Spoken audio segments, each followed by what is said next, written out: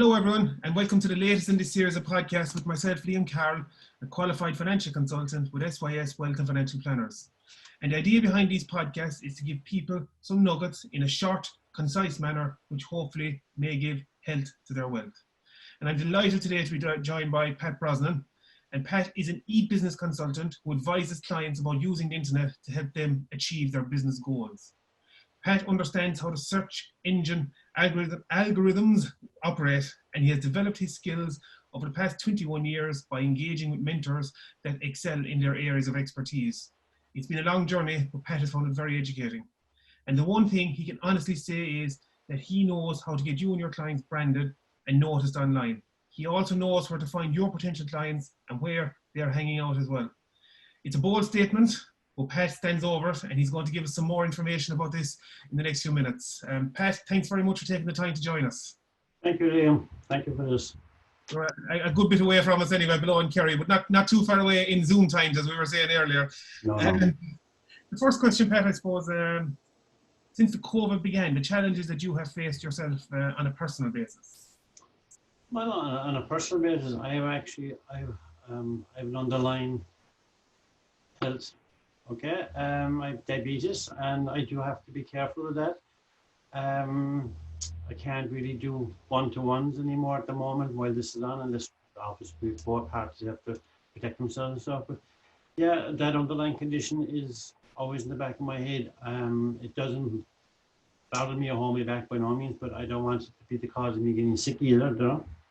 No. So I just have to be careful where I go, and I make sure that I disinfect my hands and have my mask on and stuff like that, like everybody really.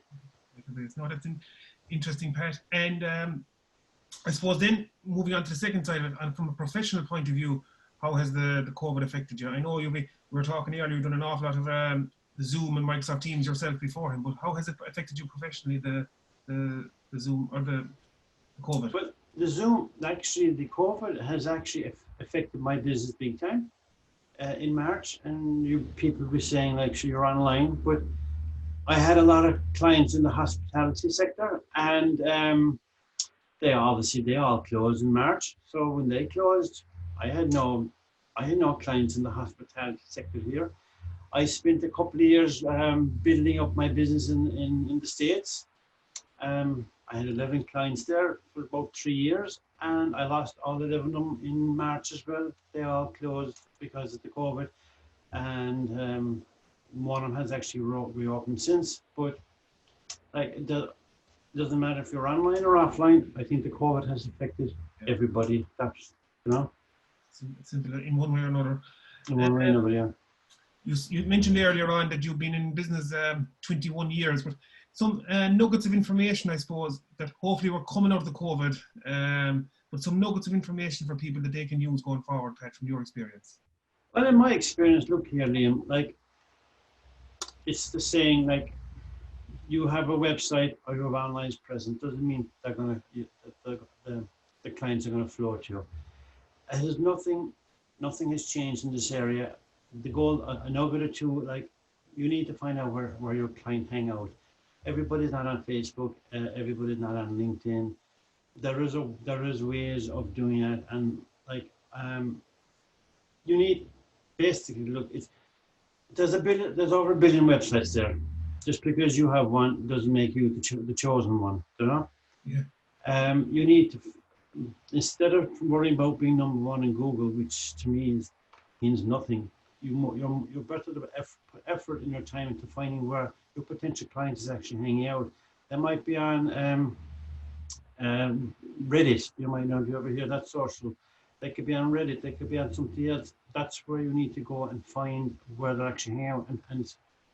Or they might be on Bing instead of Google. You know, people don't seem to understand this. There's more than just one. Like, there's several different sources out there to get business and get your clients. If that makes sense. That does make sense. Different roads. Yeah, different roads. Question for you, so Pat, using your experience and from within your industry, anything that is totally underused, possibly unknown, and obviously your industry is vast, but and that people could use to their benefit in the future by having a chat with you, Pat, I suppose? And what's your what items would you say are in that category? Well, for me to benefit them, I would need to do kind of, I do not charge, I do an audit to see what online presence do they have and things like that and what needs to be corrected. That's the first step. I mean, 99% of people, businesses don't have all the boxes ticked. So if I can show you what boxes you need to tick, at least you're on the right road to success, that you're on the right direction now to find where clients are. You're not just all over the shop, like, you know. Well, That's one benefit of just engaging with me, and there's no charge for that, like. And then after that, if you want me to do it, then we can have a further discussion. No, that makes perfect sense, Pat. The best bit of advice that you ever got, be it from someone you worked with one time, or a parent maybe, or something you heard on the radio, just the best bit of advice that you ever got? The best advice I ever got was actually from my father. Very good. Your word is your bond. If you say you're going to do something, do it. And if you can't do it, tell them you can't do it. And I've always stuck to that. If I say do something for somebody, or do a job from or work from, I'll do it and it's done. I just don't put you on the long finger and drag it out. That's the one thing I've stuck to my guns with, Liam. And it's probably why I am successful and I do get a lot of referrals, is because I respect people for coming to me, but I respect them for me to do what they ask me to do. Your word is your bond, basically. My word is my bond.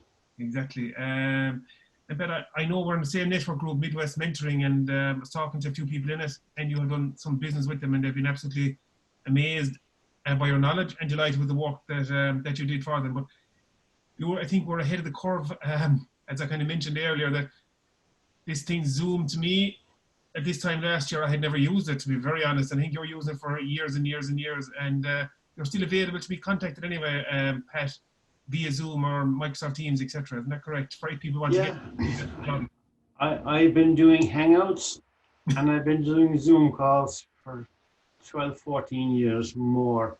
Oh my God. I work from my own space at home. I have a place out in the backyard put together. I'm cocooning with about 14 years, so I don't. Most of the time, the world is my oyster from here in front of my computer, and I wouldn't change it for the world. But the thing is, what I like about all what's going on now, things have got much cheaper. I was using a software equal to Zoom, which was called GoToMeeting. It was a brilliant software to use for webinars and things, which was costing $99 a month. Wow. Yeah, so at least now with Zoom, it's manageable and it's free for one-to-ones, and it's fairly reasonable for having a group on it. So things have come a long way, which is great. And in your experience, Pat, you obviously hit the curve in relation to Zoom and Hangouts and all that. But have people become more accepting of it, you think, since COVID, or had you ever difficulty over the years in getting people to link up with you on Zoom, etc.? Yeah, I suppose there's different horses for different courses. Some people rather the personal one-to-one across the table. They find it difficult to talk to a computer. Yeah. I presume this virus is going to be around for a while, and I think we all need to adjust of some form of communication with potential clients and clients. And if it be Zoom, so be it. We just need to get on with it and learn to. I suppose the biggest thing is, and I was nothing different. I used to hate my voice. Absolutely hate my voice recorded, and I used to hate to look at myself. But, you know, get over it. We're all the same, Pat. Get over it. Get on with it, like. You, yeah. I think everyone is the same. Pat, thanks very, very much for taking the time to join us. I think that was very informative, and Pat's details will be at the end of the conversation. There'll be his banner and his contact details. So if you want to contact Pat, and I'd highly recommend it. I had a one-to-one Zoom meeting with him last week and learned an awful lot with new apps that I had never heard of before. So he's well worth taking him up on the free audit offer anyway. So Pat, thank you very much for taking the time to join us today. Thanks, Liam. It was great chatting to you. Thanks very much. Thanks, Pat.